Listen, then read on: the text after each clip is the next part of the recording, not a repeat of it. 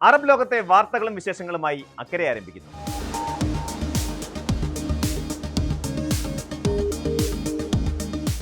ലോക ചരിത്രത്തിൽ സാമ്രാജ്യങ്ങളുടെ ഉയർച്ചയും താഴ്ചയും എക്കാലത്തും സംഭവിക്കുന്ന ഒന്നാണ്.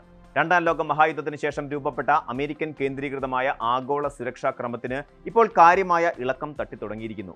പതിറ്റാണ്ടുകളായി മിഡിൽ ഈസ്റ്റിലെയും ഏഷ്യയിലെയും രാജ്യങ്ങൾ തങ്ങളുടെ സുരക്ഷയ്ക്കും സാമ്പത്തിക താൽപ്പര്യങ്ങൾക്കുമായി പാശ്ചാത്യ ശക്തികളെ, പ്രത്യേകിച്ച് അമേരിക്കയെയാണ് ആശ്രയിച്ചിരുന്നത്. എന്നാൽ ഇന്ന് ആ ചിത്രം പാടെ മാറുകയാണ്.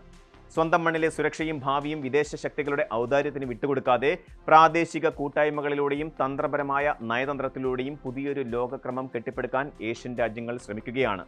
ഇതിന്റെ ഏറ്റവും വലിയ രണ്ട് ഉദാഹരണങ്ങളാണ് സൗദി അറേബ്യ, തുർക്കി, പാകിസ്ഥാൻ എന്നീ രാജ്യങ്ങൾ ചേർന്ന് ഒപ്പുവെച്ച ചരിത്രപ്രസിദ്ധമായ മക്ക സംയുക്ത പ്രതിരോധ കരാറും അമേരിക്കൻ ഉപരോധങ്ങളെ മറികടക്കാൻ ഇറാന്റെ ചബഹാർ തുറമുഖത്ത് ഇന്ത്യ ആവിഷ്കരിക്കുന്ന തന്ത്രപരമായ പ്ലാനും.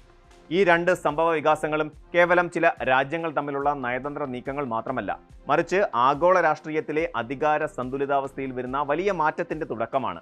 ഒരു രാജ്യത്തെ അതിന്റെ സഖ്യകക്ഷികളുടെ മേൽ എന്നേക്കുമായി ആശ്രിതരാക്കി മാറ്റുന്നതിലല്ല, മറിച്ച് സ്വന്തം കാലിൽ നിൽക്കാൻ അവരെ പ്രാപ്തരാക്കുന്നതിലാണ് മികച്ച പ്രതിരോധ സഖ്യത്തിന്റെ വിജയം കുടികൊള്ളുന്നത്. ഈ ഒരു വലിയ തിരിച്ചറിവിൽ നിന്നാണ് പുതിയ ലോകക്രമത്തിലേക്ക് കാലെടുത്ത് വെച്ചുകൊണ്ട് 2026 ഓഗസ്റ്റിൽ സൗദി അറേബ്യ, തുർക്കി, പാകിസ്ഥാൻ എന്നീ രാജ്യങ്ങൾ ഇസ്ലാമിക ലോകത്തിന്റെ ആത്മീയ കേന്ദ്രമായ മക്കയിൽ വെച്ച് തന്ത്രപ്രധാനമായ ഒരു പ്രതിരോധ കരാറിൽ ഒപ്പുവെക്കുന്നത്. റിയാദോ, അങ്കാറയോ, ഇസ്ലാമാബാദോ നേരിട്ട ഏതെങ്കിലും പെട്ടെന്നുള്ള സുരക്ഷാ ഭീഷണിയുടെ ഫലമായി തട്ടിക്കൂട്ടിയ ഒന്നല്ല ഈ സഖ്യം. മറിച്ച് ഭൂമിശാസ്ത്രപരമായും സാമ്പത്തിക സൈനിക ശേഷികളിലും വ്യത്യസ്തരായ, എന്നാൽ തന്ത്രപരമായ താൽപ്പര്യങ്ങളിൽ സമാനതകളുള്ള മൂന്ന് വലിയ പ്രാദേശിക ശക്തികളുടെ ദീർഘവീക്ഷണത്തോടെയുള്ള കൂടിച്ചേരലാണിത്. അമേരിക്ക ഉൾപ്പെടുന്ന പാശ്ചാത്യ ശക്തികൾക്ക് മിഡിൽ ഈസ്റ്റിലെ സങ്കീർണമായ പുതിയ സാഹചര്യത്തിൽ പഴയതുപോലെ സുരക്ഷാ ഗ്യാരണ്ടി നൽകാനാവില്ലെന്ന യാഥാർത്ഥ്യമാണ് ഇതിലേക്ക് ഈ രാജ്യങ്ങളെ നയിച്ചത്. ഈ സഖ്യത്തിന്റെ ഘടന സൂക്ഷ്മമായി പരിശോധിച്ചാൽ അതിന്റെ യഥാർത്ഥ കരുത്ത് വ്യക്തമാകും. ലോകത്തെ ഏറ്റവും വലിയ ഊർജ്ജ സാമ്പത്തിക ശക്തികളിലൊന്നായും ഇസ്ലാമിക ലോകത്തെ ആത്മീയ നേതൃത്വമായും സൗദി അറേബ്യ നിലകൊള്ളുന്നു. യൂറോപ്പിനെയും മിഡിൽ ഈസ്റ്റിനെയും ബന്ധിപ്പിക്കുന്ന പാലമായി നിൽക്കുന്ന സൈനിക ശേഷിയിലും നവീന പ്രതിരോധ സാങ്കേതിക വിദ്യകളിലും ഏറെ മുന്നിലുള്ള രാജ്യമാണ് തുർക്കി. അത്യാധുനിക ഡ്രോണുകളും പോർ വിമാനങ്ങളും വികസിപ്പിക്കുന്നതിൽ അങ്കാറ ഇന്ന് മുൻപന്തിയിലാണ്. മൂന്നാമതായി വലിയൊരു സൈനിക വ്യൂഹവും യുദ്ധമുഖത്തെ പ്രായോഗിക പരിചയവുമുള്ള പാകിസ്ഥാൻ.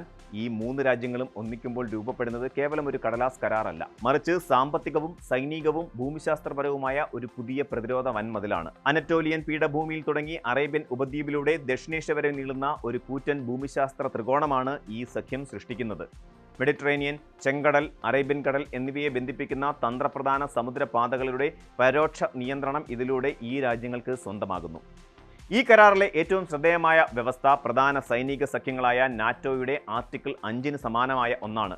അതായത് സഖ്യത്തിലുള്ള മൂന്ന് രാജ്യങ്ങളിൽ ഏതെങ്കിലും ഒന്നിന് നേർക്കുണ്ടാകുന്ന സൈനിക ആക്രമണത്തെ മൂന്ന് രാജ്യങ്ങൾക്ക് നേരെയുള്ള കൂട്ടായ ആക്രമണമായി പരിഗണിക്കും. ഇത് തികച്ചും ആത്മരക്ഷാർത്ഥമുള്ള ഒരു പ്രതിരോധ കൂട്ടായ്മയാണ്.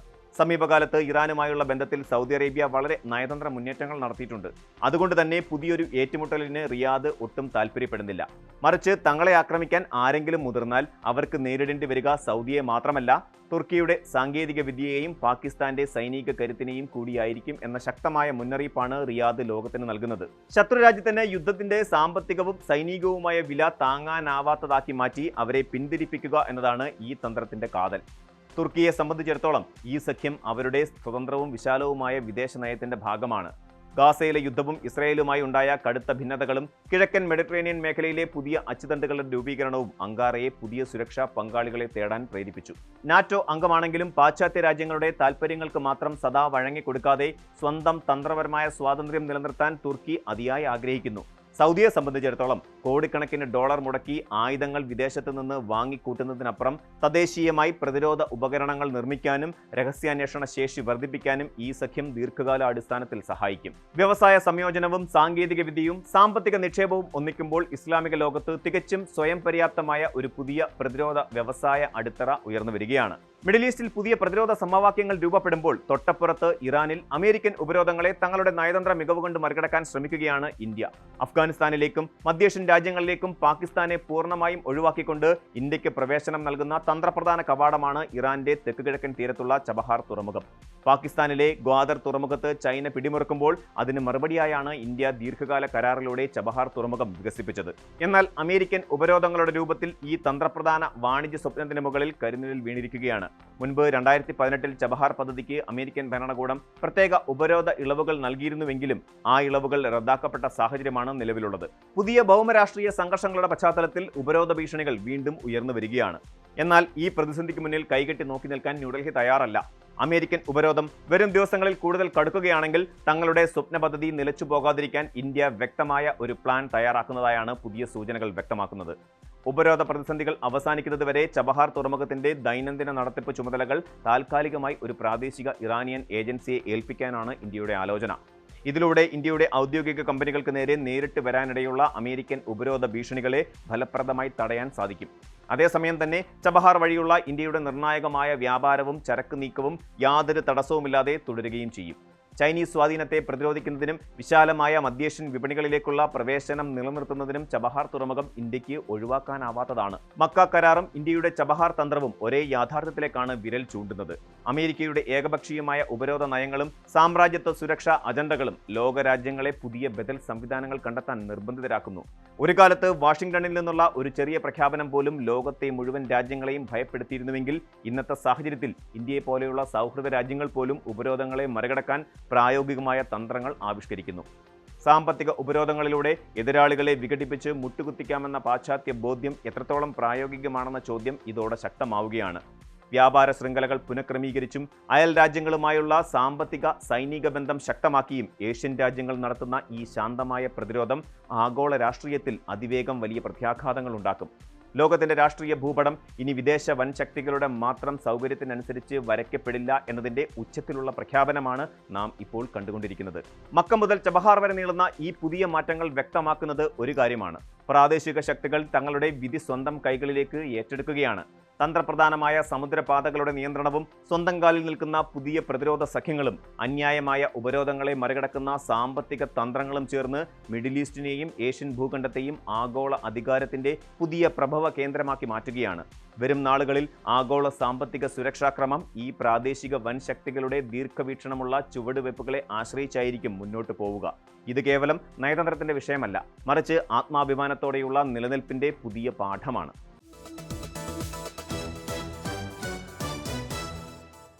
ഭാവിയിലെ വ്യോമയാന വിപ്ലവത്തിന് അടിത്തറയിട്ടുകൊണ്ട് ദുബായ് വീണ്ടും ഒരു അത്ഭുത പദ്ധതിക്ക് തുടക്കമിടുകയാണ്.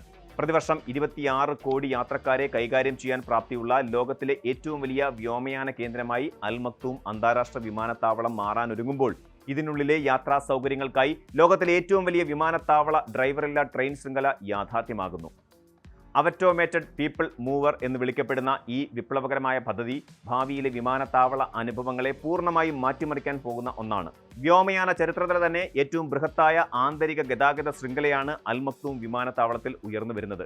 ഏകദേശം 50 കിലോമീറ്റർ ദൈർഘ്യമുള്ള ഈ ഡ്രൈവറില്ല നെറ്റ്വർക്ക് ലോകത്ത് നിലവിലുള്ള സമാനമായ എല്ലാ സംവിധാനങ്ങളെയും ബഹുദൂരം പിന്നിലാക്കും. നിലവിൽ ലോകത്തിലെ ഏറ്റവും ദൈർഘ്യമേറിയ വിമാനത്താവള പീപ്പിൾ മൂവർ സംവിധാനമായി അറിയപ്പെടുന്നത് അമേരിക്കയിലെ ഡാളസ് ഫോർട്ട് വർത്ത് അന്താരാഷ്ട്ര വിമാനത്താവളത്തിലെ 8 കിലോമീറ്റർ ദൈർഘ്യമുള്ള സ്കൈലിങ്ക് ആണ്. അതിനേക്കാൾ 6 ഇരട്ടിയിലധികം വലിപ്പത്തിലാണ് ദുബായിലെ പുതിയ സംവിധാനം നിർമ്മിക്കപ്പെടുന്നത്. അമേരിക്കയിലെ അറ്റ്ലാന്റ വിമാനത്താവളത്തിലുള്ള പ്ലെയിൻ ട്രെയിൻ പ്രതിവർഷം 9 കോടിയിലധികം യാത്രക്കാരെ വഹിച്ചുകൊണ്ട് ലോകത്തിലെ ഏറ്റവും കൂടുതൽ ആളുകൾ ഉപയോഗിക്കുന്ന സംവിധാനമായി തുടരുമ്പോൾ അൽ മക്തൂം വിമാനത്താവളത്തിലെ പീപ്പിൾ മൂവർ പ്രതിവർഷം 26 കോടിയോളം യാത്രക്കാരെ ലക്ഷ്യമിട്ടാണ് രൂപകൽപ്പന ചെയ്യുന്നത്. 9 കൂറ്റൻ സ്റ്റേഷനുകളെ തമ്മിൽ ബന്ധിപ്പിക്കുന്ന ഈ നെറ്റ്വർക്കിൽ 165 അത്യാധുനിക ഡ്രൈവറില്ലാ വാഹനങ്ങളാണ് സർവീസ് നടത്തുക. ഈ കൂറ്റൻ പദ്ധതിയുടെ നിർമ്മാണത്തിനായി ലോകോത്തര എഞ്ചിനീയറിംഗ് ഭീമന്മാരാണ് കൈകോർക്കുന്നത്. ദുബായ് ഏവിയേഷൻ സിറ്റി കോർപ്പറേഷൻ നൽകിയ ഈ സുപ്രധാന കരാർ കൈക്കലാക്കിയത് ജപ്പാനിലെ Mitsubishi heavy industries, MHI mobility engineering services, Indian നിർമ്മാണ ഭീമനായ ലാൻസർ ആൻഡ് ട്രൂബോ എന്നിവരടങ്ങുന്ന കൂട്ടായ്മയാണ്.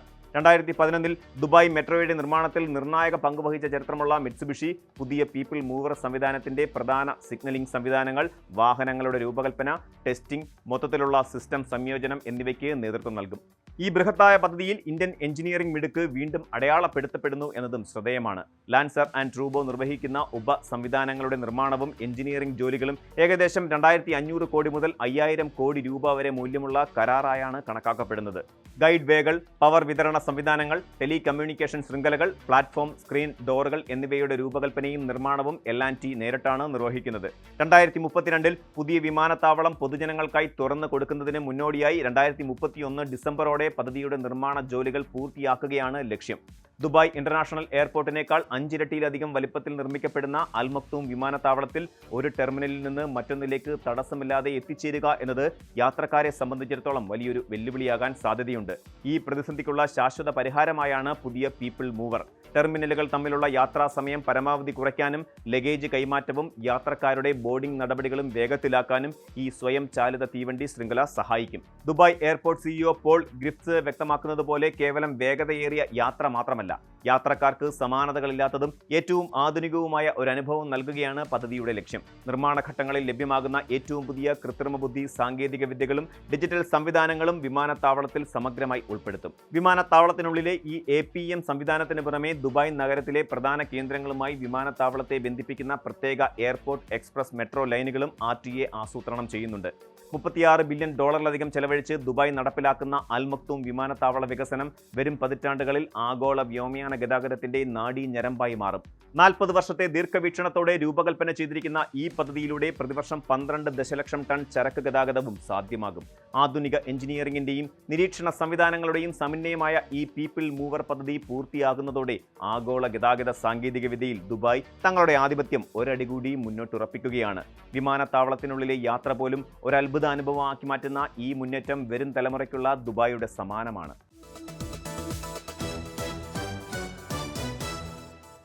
UAEയിൽ പുതിയൊരു ജോലിയിൽ പ്രവേശിക്കുന്ന ഏതൊരാളും അഭിമുഖീകരിക്കുന്ന പ്രധാന ഘട്ടങ്ങളിലൊന്നാണ് പ്രൊബേഷൻ കാലയളവ്. പല ജീവനക്കാരും കരുതുന്നത് ഈ ഘട്ടത്തിൽ തങ്ങൾക്ക് നിയമപരമായ സംരക്ഷണമില്ലെന്നോ അല്ലെങ്കിൽ തങ്ങൾക്ക് താല്പര്യമില്ലെങ്കിൽ ഏത് നിമിഷവും ജോലി ഉപേക്ഷിച്ച് ഇറങ്ങിപ്പോകാമെന്നോ ആണ്. എന്നാൽ ഇത് പൂർണ്ണമായും തെറ്റായ ധാരണയാണ്. UAEയിലെ 2021 33-ാം നമ്പർ ഫെഡറൽ ഡിക്രി നിയമം അത് പ്രൊബേഷൻ കാലയളവിലെ രാജിയെക്കുറിച്ച് വളരെ വ്യക്തവും കൃത്യവുമായ മാനദണ്ഡങ്ങൾ മുന്നോട്ട് വയ്ക്കുന്നുണ്ട്. നിയമവശങ്ങൾ ശരിയായി മനസ്സിലാക്കുന്നത് അനാവശ്യ തർക്കങ്ങൾ, ലേബർ ബാനുകൾ, സാമ്പത്തിക നഷ്ടങ്ങൾ എന്നിവ ഒഴിവാക്കാൻ ജീവനക്കാരെ സഹായിക്കും. UAE തൊഴിൽ നിയമം അനുസരിച്ച് ഒരു ജീവനക്കാരന്റെ പ്രൊബേഷൻ കാലയളവ് പരമാവധി 6 മാസത്തിൽ കൂടാൻ പാടില്ല. ഈ ഘട്ടത്തിൽ സേവനം അവസാനിപ്പിക്കാൻ ജീവനക്കാരന് പൂർണ്ണ അവകാശമുണ്ടെങ്കിലും അത് നിയമപരമായ രീതിയിലായിരിക്കണമെന്ന് മാത്രം. എന്നാൽ രാജി സമർപ്പിക്കുമ്പോൾ നൽകേണ്ട നോട്ടീസ് പീരീഡ് ജീവനക്കാരൻ അടുത്തതായി എന്താണ് ചെയ്യാൻ പോകുന്നത് എന്നതിനെ ആശ്രയിച്ചിരിക്കും. പ്രൊബേഷൻ കാലയളവിൽ ഒരു ജീവനക്കാരൻ UAEക്കകത്തുള്ള മറ്റൊരു സ്ഥാപനത്തിലേക്ക് മാറാനാണ് ഉദ്ദേശിക്കുന്നതെങ്കിൽ നിലവിലെ തൊഴിലുടമയ്ക്ക് കുറഞ്ഞത് 1 മാസം മുൻപെങ്കിലും രേഖാമൂലം രാജി അപേക്ഷ നൽകിയിരിക്കണം. എന്നാൽ ജോലി ഉപേക്ഷിച്ച് രാജ്യം വിടാനാണ് തീരുമാനമെങ്കിൽ കുറഞ്ഞത് 14 ദിവസത്തെ രേഖാമൂലമുള്ള നോട്ടീസ് നൽകിയാൽ മതിയാകും. വാക്കാൽ പറയുന്ന രാജിക്കത്തിന് നിയമ സാധുതയില്ല എന്നതും ശ്രദ്ധിക്കേണ്ട കാര്യമാണ്. പ്രൊബേഷൻ കാലയളവിൽ രാജിവെക്കുന്ന ജീവനക്കാർക്ക് അവർ ജോലി ചെയ്ത അവസാന ദിവസം വരെയുള്ള ശമ്പളത്തിന് അർഹതയുണ്ടായിരിക്കും. എങ്കിലും 1 വർഷത്തെ സേവനം പൂർത്തിയാക്കാത്തതിനാൽ ഗ്രാറ്റുവിറ്റി ആനുകൂല്യം ലഭിക്കുന്നതല്ല. ഇതോടൊപ്പം കരാറുകളിൽ അടങ്ങിയിരിക്കുന്ന നോൺ കോമ്പീറ്റ് വ്യവസ്ഥകളെക്കുറിച്ചും ജീവനക്കാരൻ ബോധവാന്മാരായിരിക്കണം. സ്ഥാപനത്തിന്റെ സുപ്രധാന വിവരങ്ങൾ, ഉപഭോക്തൃ ശൃംഖല എന്നിവ സംരക്ഷിക്കുന്നതിനായി കരാറിൽ ന്യായമായ രീതിയിൽ നോൺ കോമ്പീറ്റ് ക്ലോസ് ഉൾപ്പെടുത്തിയിട്ടുണ്ടെങ്കിൽ അത് പ്രൊബേഷൻ കാലയളവിൽ ബാധകമായിരിക്കും. എങ്കിലും തൊഴിലുടമ നിയമവിരുദ്ധമായ രീതിയിലാണ് കരാർ റദ്ദാക്കുന്നതെങ്കിൽ ഈ വ്യവസ്ഥ അസാധുവാകും. പ്രൊബേഷൻ കാലയളവിൽ രാജി സമർപ്പിക്കുമ്പോൾ ജീവനക്കാർക്കിടയിലുണ്ടാകുന്ന ഏറ്റവും വലിയ ആശങ്ക വിസ, റിക്രൂട്ട്മെന്റ് ചെലവുകൾ തിരികെ നൽകണമോ എന്നതാണ്. പല മുൻ തൊഴിലുടമകളും ഇത്തരം തുകകൾ ജീവനക്കാരിൽ നിന്ന് ഈടാക്കാൻ ശ്രമിക്കാറുണ്ട്. എന്നാൽ UAE നിയമപ്രകാരം ഈ ചെലവ് നൽകേണ്ടത് ജീവനക്കാരനല്ല, മറിച്ച് ജീവനക്കാരനെ പുതുതായി നിയമിക്കുന്ന പുതിയ തൊഴിലുടമയാണ്. നിലവിലെ തൊഴിലുടമയ്ക്കുണ്ടായ റിക്രൂട്ട്മെന്റ് ചിലവുകൾ നികത്തേണ്ടത് പുതിയ സ്ഥാപനത്തിന്റെ ഉത്തരവാദിത്തമാണ്. ഇത് 2 ബിസിനസ് സ്ഥാപനങ്ങൾ തമ്മിലുള്ള സാമ്പത്തിക ഇടപാടായതിനാൽ ജീവനക്കാരൻ സ്വന്തം കയ്യിൽ നിന്ന് ഈ തുക നൽകേണ്ടതില്ല. പ്രൊബേഷൻ കാലയളവിൽ ജീവനക്കാരൻ വരുത്തുന്ന ഏറ്റവും വലിയ അപകടം മുൻകൂട്ടി രേഖാമൂലം അറിയിക്കാതെ ജോലിയിൽ നിന്ന് ഇറങ്ങിപ്പോകുന്നതാണ്. നോട്ടീസ് പീരീഡ് പാലിക്കാതെ പെട്ടെന്ന് ജോലി ഉപേക്ഷിക്കുകയോ സ്ഥാപനത്തെ അറിയിക്കാതെ രാജ്യം വിടുകയോ ചെയ്താൽ തൊഴിലുടമയ്ക്ക് അത് മാനവ വിഭവശേഷി മന്ത്രാലയത്തിൽ പരാതിപ്പെടാം. ഇത് ജീവനക്കാരന് UAEയിൽ 1 വർഷത്തേക്ക് ലേബർ ബാൻ ലഭിക്കുന്നതിനും പുതിയ വർക്ക് പെർമിറ്റ് നിഷേധിക്കുന്നതിനും കാരണമാകും. കൂടാതെ നോട്ടീസ് പീരീഡ് പാലിക്കാതെ ദിവസങ്ങളിലെ ശമ്പളത്തിന് തുല്യമായ തുക നഷ്ടപരിഹാരമായി നൽകേണ്ടി വരികയും ചെയ്യും. ഡിജിറ്റൽ രേഖകളും രേഖാമൂലമുള്ള ആശയവിനിമയങ്ങളും സൂക്ഷിക്കുക എന്നതാണ് ഈ അപകടങ്ങൾ ഒഴിവാക്കാനുള്ള വഴി. പ്രൊബേഷൻ കാലയളവിലാണെങ്കിലും രാജി രേഖാമൂലം സമർപ്പിക്കുകയും നോട്ടീസ് കാലയളവ് കൃത്യമായി പൂർത്തിയാക്കുകയും വേണം. UAE തൊഴിൽ നിയമത്തെക്കുറിച്ചുള്ള വ്യക്തമായ ധാരണ ജീവനക്കാരുടെ തൊഴിൽ സുരക്ഷിതത്വവും അവകാശങ്ങളും സംരക്ഷിക്കുന്നതിൽ നിർണായക പങ്ക് വഹിക്കുന്നു.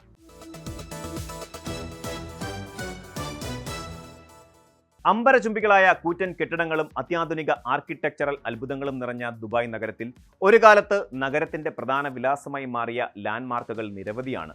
അതിലേറ്റവും സവിശേഷമായ സ്ഥാനം അലങ്കരിച്ചിരുന്ന ഒന്നായിരുന്നു ഷെയ്ഖ് സായിദ് റോഡിലെ ടയോട്ട ബിൽഡിംഗ്. എന്നാൽ 5.5 പതിറ്റാണ്ടോളം ദുബായിയുടെ വളർച്ചയ്ക്ക് സാക്ഷിയായി നിലകൊണ്ട ഈ ചരിത്ര നിർമ്മിതി 2027ഓടെ പൊളിച്ചു നീക്കാൻ ഒരുങ്ങുകയാണ്. കെട്ടിടം കൈകാര്യം ചെയ്യുന്ന നാസർ റാഷിദ് ലൂത്ത റിയൽ എസ്റ്റേറ്റ് പ്രതിനിധികൾ സ്ഥിരീകരിച്ച ഈ വാർത്ത ദശാബ്ദങ്ങളായി അവിടെ താമസിച്ചിരുന്ന പ്രവാസികൾക്കും ദുബായ് നഗരത്തെ സ്നേഹിക്കുന്നവർക്കും വലിയൊരു നൊമ്പരമായി മാറിയിരിക്കുന്നു. 1974 നിർമ്മാണം പൂർത്തിയാകുമ്പോൾ നാസർ റാഷിദ് ലൂത്ത ബിൽഡിംഗ് എന്നായിരുന്നു ഈ 15 നില കെട്ടിടത്തിന്റെ ഔദ്യോഗിക നാമം. UAE എന്ന രാജ്യം രൂപീകൃതമായി കേവലം 3 വർഷങ്ങൾ മാത്രം പിന്നിട്ട ആ കാലഘട്ടത്തിൽ അന്നത്തെ ഡിഫൻസ് റൗണ്ട് അബൌട്ടിന്, അതായത് ഇന്നത്തെ ഫസ്റ്റ് ഇന്റർചേഞ്ചിന് സമീപം ഉയർന്നു പൊങ്ങിയ ആദ്യകാല കൂറ്റൻ കെട്ടിടങ്ങളിൽ ഒന്നായിരുന്നു ഇത്. ഏകദേശം 65 മീറ്റർ ഉയരമുള്ള ഈ റെസിഡൻഷ്യൽ സമുച്ചയം ചുറ്റിലും മണലാരണ്യവും ചുരുക്കം ചില നിർമ്മിതികളും മാത്രം നിലനിന്നിരുന്ന ഒരു കാലഘട്ടത്തിൽ ദുബായിയുടെ വികസന സ്വപ്നങ്ങളുടെ പ്രതീകമായി നിലകൊണ്ടു. ഇന്ന് ലോകത്തെ ഏറ്റവും തിരക്കേറിയ എക്സ്പ്രസ് വേകളിലൊന്നായ ഷെയ്ഖ് സായിദ് റോഡിന്റെയും ബുർജ് ഖലീഫ ഉൾപ്പെടുന്ന ഡൗൺ ടൗണിന്റെയും രൂപമാറ്റങ്ങൾക്ക് ഈ കെട്ടിടം ദൃക്സാക്ഷിയായിരുന്നു. ഔദ്യോഗികമായി മറ്റൊരു പേരിൽ അറിയപ്പെട്ടിരുന്നെങ്കിലും 1981 കെട്ടിടത്തിന് മുകളിൽ സ്ഥാപിക്കപ്പെട്ട കൂറ്റൻ ചുവന്ന ടയോട്ട പരസ്യ ബോർഡാണ് ഇതിന് ടയോട്ട ബിൽഡിംഗ് എന്ന ജനപ്രിയ നാമം സമ്മാനിച്ചത്. നഗരത്തിലൂടെ യാത്ര ചെയ്യുന്നവർക്കും വഴി ചോദിക്കുന്നവർക്കും ഒരു പ്രധാന ലാൻഡ്മാർക്കായി ഈ ബോർഡ് മാറി. 2018 പരസ്യകരാർ അവസാനിച്ചതിനെ തുടർന്ന് ഈ ബോർഡ് നീക്കം ചെയ്തെങ്കിലും ജനമനസ്സുകളിൽ നിന്ന് ആ പേര് മാഞ്ഞില്ല. തുടർന്ന് പ്രവാസികളുടെയും പ്രദേശവാസികളുടെയും ഗൃഹാതുരമായ ആവശ്യപ്രകാരം 2022 ജൂൺ മാസത്തിൽ ടയോട്ടയുടെ പരസ്യ ബോർഡ് വീണ്ടും അതേ സ്ഥാനത്ത് പുനഃസ്ഥാപിക്കപ്പെടുകയായിരുന്നു. കേവലം ഒരു വാണിജ്യ പരസ്യത്തിനപ്പുറം ഒരു നഗരത്തിന്റെ ഐഡന്റിറ്റിയായി ഈ അക്ഷരങ്ങൾ മാറിയ അപൂർവ കാഴ്ചയ്ക്കാണ് ദുബായ് സാക്ഷ്യം വഹിച്ചത്. അരനൂറ്റാണ്ടിലേറെ പഴക്കമുള്ള ഈ കെട്ടിടത്തിന് ദുബായ് മുനിസിപ്പാലിറ്റി അറ്റകുറ്റപ്പണികൾക്കുള്ള അനുമതി നിഷേധിച്ചതാണ് പൊളിച്ചു നീക്കാൻ തീരുമാനത്തിലേക്ക് നയിച്ചതെന്നാണ് വിവരങ്ങൾ വ്യക്തമാക്കുന്നത്. കെട്ടിടത്തിന്റെ കാലപ്പഴക്കവും നിലവിലെ സുരക്ഷാ മാനദണ്ഡങ്ങളും മുൻനിർത്തിയാണ് അധികൃതർ ഈ നിലപാടിലെത്തിയത്. കൂടാതെ കെട്ടിടത്തിനുള്ളിൽ അനിയന്ത്രിതമായി പാർട്ടീഷനുകൾ നിർമ്മിച്ച് ആളുകളെ താമസിപ്പിച്ചിരുന്നത് ശ്രദ്ധയിൽപ്പെട്ടതിനെ തുടർന്ന് ചില ഭാഗങ്ങളിലെ വൈദ്യുതി ബന്ധം അധികൃതർ വിച്ഛേദിക്കുകയും ചെയ്തിരുന്നു. നിലവിൽ സാധുവായ വാടക കരാർ ഉള്ളവർക്ക് 2026 ഡിസംബർ വരെ തുടരാമെങ്കിലും കെട്ടിടത്തിലെ ഭൂരിഭാഗം താമസക്കാരും ഇതിനോടകം തന്നെ മുറികളൊഴിഞ്ഞ് മറ്റിടങ്ങളിലേക്ക് മാറി തുടങ്ങിയിട്ടുണ്ട്. മലയാളികൾ ഉൾപ്പെടെയുള്ള ആയിരക്കണക്കിന് പ്രവാസി കുടുംബങ്ങൾക്കും തൊഴിലാളികൾക്കും ദശാബ്ദങ്ങളായി അഭയമേകിയ ഇടമാണ് ഈ കെട്ടിടം. ഡൗൺ ടൗൺ ദുബായ് പോലെ ഒരു പ്രൈം ലൊക്കേഷനിൽ താങ്ങാവുന്ന വാടകയിൽ താമസിക്കാൻ സാധിച്ചിരുന്നു എന്നത് ഇതിന്റെ വലിയൊരു പ്രത്യേകതയായിരുന്നു. കെട്ടിടം ഒഴിഞ്ഞുപോകുന്ന താമസക്കാർ തങ്ങളുടെ വൈകാരികമായ അനുഭവങ്ങളും വിടവാങ്ങൽ ദൃശ്യങ്ങളും സമൂഹ മാധ്യമങ്ങളിൽ പങ്കുവയ്ക്കുന്നത് വൻതോതിൽ ശ്രദ്ധ നേടുന്നുണ്ട്. വികസന കുതിപ്പിൽ പുതിയ അമ്പരചുംബികൾ ഉയരുമ്പോഴും ദുബായിയുടെ ആദ്യകാല വളർച്ചയുടെ സ്മരണകൾ പേറുന്ന ഒരു ചരിത്ര സമുച്ചയം കൂടി നഗരത്തിന്റെ ലാൻഡ്സ്കേപ്പിൽ നിന്ന് വിട പറയുകയാണ്.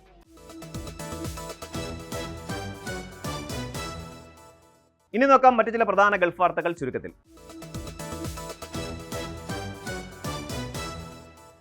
നാട്ടിലെ വ്യാജ റിക്രൂട്ടിംഗ് ഏജന്റുമാരുടെ ചതിയിൽപ്പെട്ട് സൗദിയിൽ മാസങ്ങളോളം ദുരിതത്തിലായ 24 നഴ്സുമാർക്ക് ഒടുവിൽ മോചനമായി.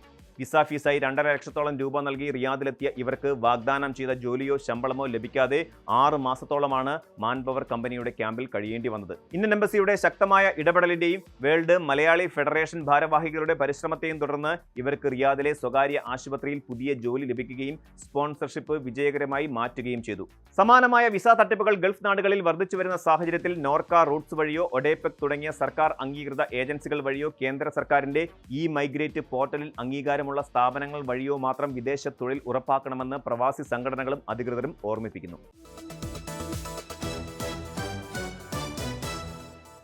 കുവൈറ്റിലെ സർക്കാർ ഓഫീസുകൾ സെപ്റ്റംബർ 1 മുതൽ സാധാരണ സമയക്രമത്തിലേക്ക് മടങ്ങുന്നു. വേനൽക്കാല ക്രമീകരണങ്ങളുടെ ഭാഗമായി നടപ്പിലാക്കിയിരുന്ന 6 മണിക്കൂർ ജോലി സമയം ഓഗസ്റ്റ് 31 അവസാനിക്കും. ഇതോടെ സെപ്റ്റംബർ 1 മുതൽ ജീവനക്കാരുടെ പ്രതിദിന പ്രവൃത്തി സമയം വീണ്ടും 7 മണിക്കൂറാകും. കടുത്ത വേനലിലെ ഊഷ്മാവും വൈദ്യുതി ഉപഭോഗവും നിയന്ത്രിക്കുന്നതിന്റെ ഭാഗമായാണ് ജൂൺ 1 മുതൽ ഓഫീസുകളിൽ 6 മണിക്കൂർ ജോലി സമയം നിശ്ചയിച്ചിരുന്നത്. പുതിയ ഉത്തരവോടെ പഴയ രീതിയിലുള്ള രാവിലത്തെയും വൈകുന്നേരത്തെയും ഷിഫ്റ്റ് സംവിധാനങ്ങൾ പുനഃസ്ഥാപിക്കപ്പെടും. അതേസമയം പ്രത്യേക ജോലി സ്വഭാവമുള്ള വകുപ്പുകൾക്ക് നിലവിലെ പ്രത്യേക സമയക്രമത്തിൽ തുടരാൻ സിവിൽ സർവീസ് ബ്യൂറോ അനുമതി നൽകിയിട്ടുണ്ട്.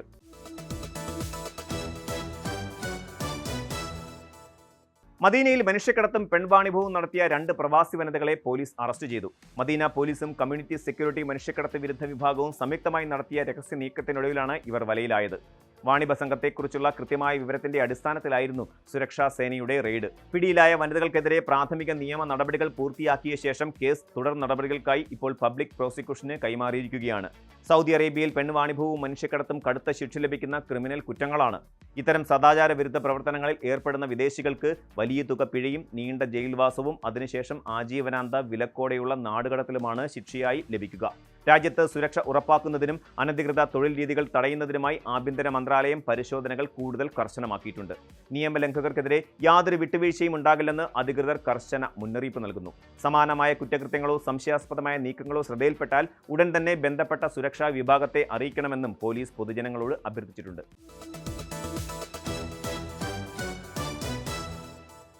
UAE കരസേനയിലേക്ക് സ്വദേശികളായ യുവാക്കളെ ക്ഷണിച്ച് പ്രതിരോധ മന്ത്രാലയം. 18നും 35നും ഇടയിൽ പ്രായമുള്ള ഇമിറാത്തി പൗരന്മാർക്ക് അപേക്ഷിക്കാം. കുറഞ്ഞത് 9ാം ക്ലാസ് വിദ്യാഭ്യാസ യോഗ്യത, ശാരീരികക്ഷമത, മികച്ച സ്വഭാവ മഹിമ എന്നിവയാണ് പ്രധാന യോഗ്യതകൾ. കൂടാതെ രാജ്യത്തെ നിർബന്ധിത ദേശീയ സേവനം പൂർത്തിയാക്കിയവർക്കായിരിക്കും അവസരം.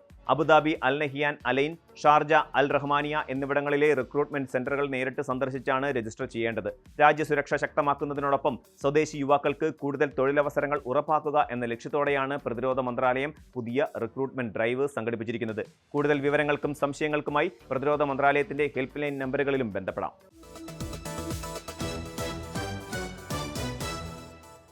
സൗദി അറേബ്യയുടെ തെക്കൻ അതിർത്തി മേഖലയായ നജ്റാനിലെ എയർപോർട്ടും എണ്ണ കമ്പനിയായ അരാംകോയുടെ കേന്ദ്രവും ലക്ഷ്യമിട്ട് ഡ്രോൺ ആക്രമണം നടത്തിയതായി യമനിലെ ഇറാൻ പിന്തുണയുള്ള ഹൂതി വിമതർ അവകാശപ്പെട്ടു.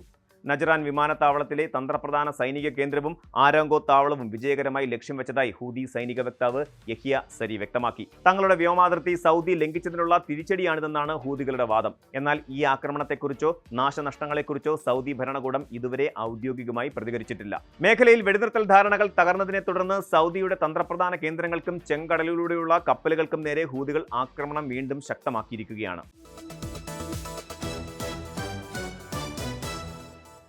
സൗദി അറേബ്യയുടെ വിവിധ ഭാഗങ്ങളിൽ ശനിയാഴ്ച വരെ ഇടിമിന്നലോട് കൂടിയ ശക്തമായ മഴയ്ക്ക് സാധ്യതയുണ്ടെന്ന് ദേശീയ കാലാവസ്ഥാ കേന്ദ്രം മുന്നറിയിപ്പ് നൽകി.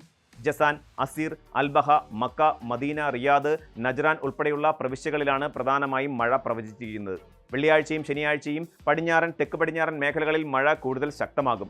കനത്ത കാറ്റ്, കാഴ്ചപരിധി കുറയൽ, ആലിപ്പഴ വർഷം എന്നിവയ്ക്കൊപ്പം മിന്നൽ പ്രളയ സാധ്യതയുള്ളതിനാൽ വാദികളിലും താഴ്ന്ന പ്രദേശങ്ങളിലും ഇറങ്ങരുതെന്നും സുരക്ഷിത സ്ഥാനങ്ങളിൽ തുടരണമെന്നും സിവിൽ ഡിഫൻസ് ജാഗ്രതാ നിർദ്ദേശം നൽകിയിട്ടുണ്ട്.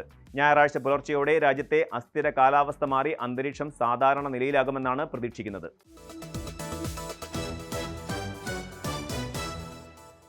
UAE-യിൽ കഠിനമായ വേനൽ ചൂടിന്റെ കാലഘട്ടം അവസാനിച്ചെങ്കിലും ചൂടിൽ നിന്ന് ഉടൻ പൂർണ്ണ ആശ്വാസം ലഭിക്കില്ല. അറേബ്യൻ പാരമ്പര്യ കലണ്ടർ പ്രകാരം കൊടുംചൂടിന്റെ ഘട്ടമായ ജംറത്ത് അൽ ഖൈസ് ഓഗസ്റ്റ് 11-ന് പൂർത്തിയായി. മുൻ ആഴ്ചകളിൽ ഭൂമി ആഗിരണം ചെയ്ത ചൂട് നിലനിൽക്കുന്നതിനാലാണ് നിലവിൽ രാജ്യത്ത് ഉയർന്ന താപനില തുടരുന്നത്. വേനൽ ചൂട് കുറയുന്നതിന്റെ പരമ്പരാഗത സൂചനയായ സുഹൈൽ നക്ഷത്രം ഓഗസ്റ്റ് 24-ഓടെ തെക്ക് കിഴക്കൻ ആകാശത്ത് ദൃശ്യമാകും. എന്നാൽ ഇത് പെട്ടെന്നൊരു തണുപ്പ് എത്തിക്കില്ല. സെപ്റ്റംബർ അവസാന വാരം വരെ ഉയർന്ന ആർദ്രതയും പ്രഭാതമഞ്ഞും അനുഭവപ്പെടാം. ഇതിനിടെ കിഴക്കൻ മേഖലകളിലും ഹജർ പർവ്വത നിരകളിലും അൽ റവായിഫ് എന്നറിയപ്പെടുന്ന ഇടിമിന്നലോട് കൂടിയ വേനൽ മഴയ്ക്കും സാധ്യതയുണ്ട്. ഒക്ടോബർ പകുതിയോടെ മാത്രമേ UAE-യിൽ സുഖകരമായ കാലാവസ്ഥ പൂർണ്ണമായി എത്തിച്ചേരുകയുള്ളൂ.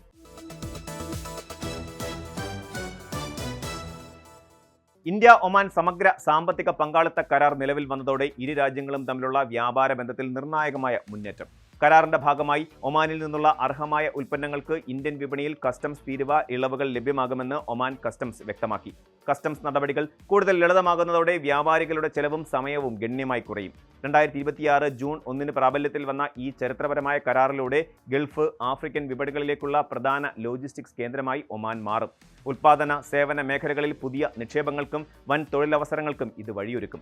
ടെക്സ്റ്റൈൽ, എഞ്ചിനീയറിംഗ്, പെട്രോ കെമിക്കൽസ് മേഖലകൾക്ക് വലിയ നേട്ടമാകുന്ന ഈ പങ്കാളിത്തം എണ്ണയിതര വരുമാനം വർദ്ധിപ്പിക്കാൻ ലക്ഷ്യമിടുന്ന ഒമാൻ വിഷൻ 2040-നും $11 കോടി വരുന്ന ഇരു രാജ്യങ്ങളുടെയും ഉഭയകക്ഷി വ്യാപാരത്തിനും പുതിയ ഊർജം പകരും.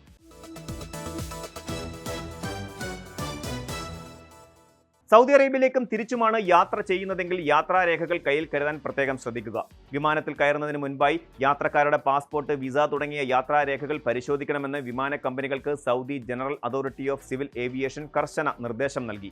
റെഗുലർ, പ്രൈവറ്റ് വ്യോമയാന സർവീസുകൾക്ക് ഒരുപോലെ ബാധകമായ വിജ്ഞാപനത്തിൽ യാത്രാ ലക്ഷ്യസ്ഥാനങ്ങളിലെയും ട്രാൻസിറ്റ് കേന്ദ്രങ്ങളിലെയും എൻട്രി, എക്സിറ്റ് ചട്ടങ്ങൾ യാത്രക്കാർ പാലിക്കുന്നുണ്ടെന്ന് ഉറപ്പാക്കണമെന്ന് അതോറിറ്റി നിർദ്ദേശിക്കുന്നു.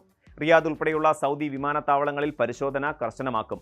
തൊഴിൽ, ഉംറ, ടൂറിസ്റ്റ് വിസകളിൽ എത്തുന്നവർ ആവശ്യമായ രേഖകളും കുറഞ്ഞത് 6 മാസത്തെ കാലാവധിയുള്ള പാസ്പോർട്ടും കരുതേണ്ടതുണ്ട്. രേഖകളിൽ വ്യത്യാസമോ അപൂർണതയോ കണ്ടെത്തിയാൽ ബോർഡിംഗ് നിഷേധിക്കാൻ എയർലൈനുകൾക്ക് പൂർണ്ണ അധികാരമുണ്ടായിരിക്കും. നിയമങ്ങൾ പാലിക്കാത്ത വിമാന കമ്പനികൾക്കെതിരെ കർശന നടപടി സ്വീകരിക്കുമെന്നും GACA വ്യക്തമാക്കിയിട്ടുണ്ട്.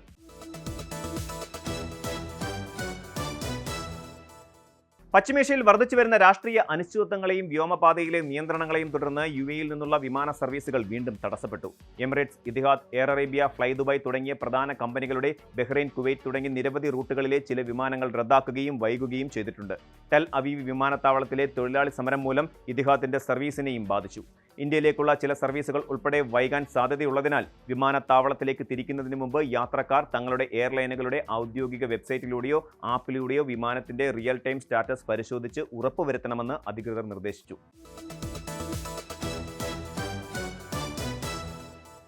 അറബ് ലോകത്തെ വാർത്തകൾ അവസാനിക്കുന്നില്ല. കൂടുതൽ മികച്ച കാഴ്ചകളും വിശേഷങ്ങളുമായി അക്കരയിലൂടെ നമുക്ക് വീണ്ടും കാണാം. അതുവരെ thank you and good night. കൂടുതൽ വാർത്തകൾക്ക് news 18 Keralam YouTube channel subscribe ചെയ്യുക.